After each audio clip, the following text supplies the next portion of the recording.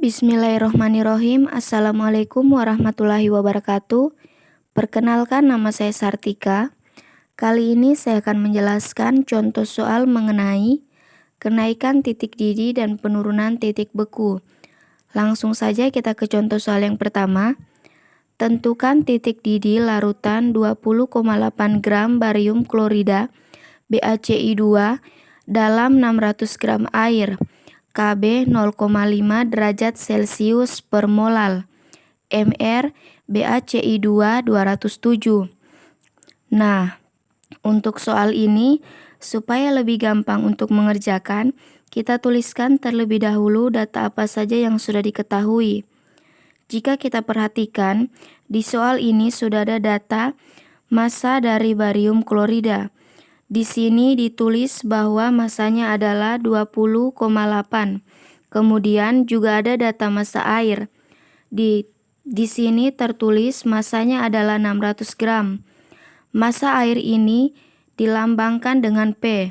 Kemudian juga ada data Kb dari air, yaitu 0,5 derajat Celcius per molal. Selanjutnya, juga ada data Mr dari BaCl2, 207.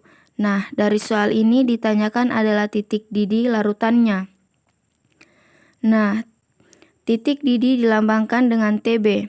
Untuk mencari titik didih, pada soal ini kita bisa menggunakan rumus delta Tb atau kenaikan titik didih, di mana rumusnya adalah perubahan titik didih sama dengan Kb dikali molaritas, di mana rumus dari molaritas adalah massa zat terlarut dibagi Mr kali 1000 per massa pelarut. Kemudian karena BaCl2 merupakan senyawa yang sifatnya elektrolit kuat, maka harus dikalikan dengan I atau faktor Van Hoff.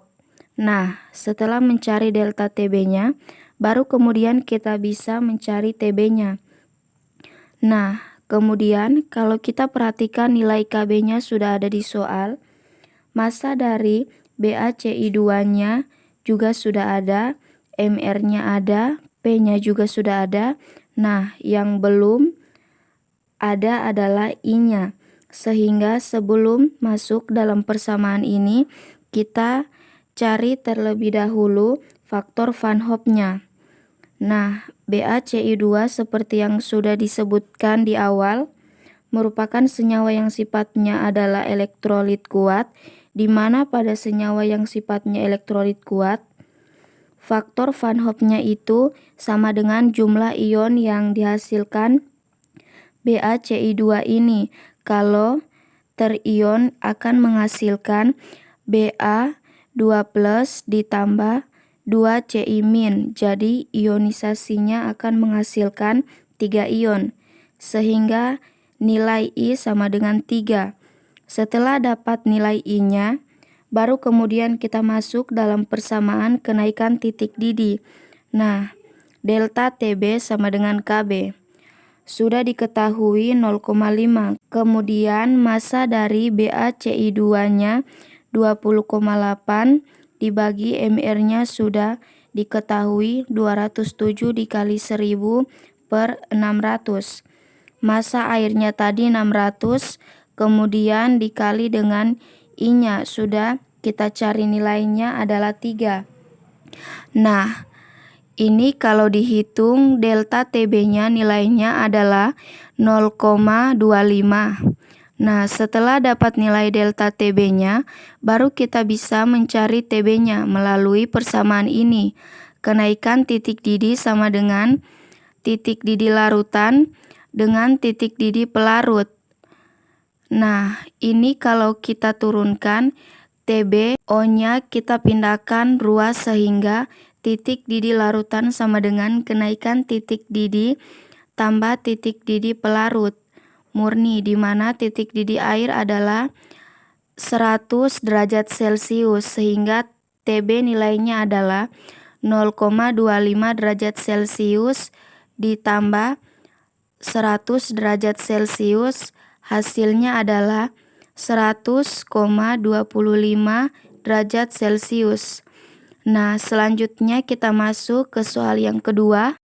Sebanyak 1,8 gram zat non-elektrolit dilarutkan ke dalam 200 gram air jika penurunan titik beku dilarutkan 0,93 derajat Celcius, Kb air 1,86 derajat Celcius, mol min 1, maka massa molekul relatif zat tersebut adalah.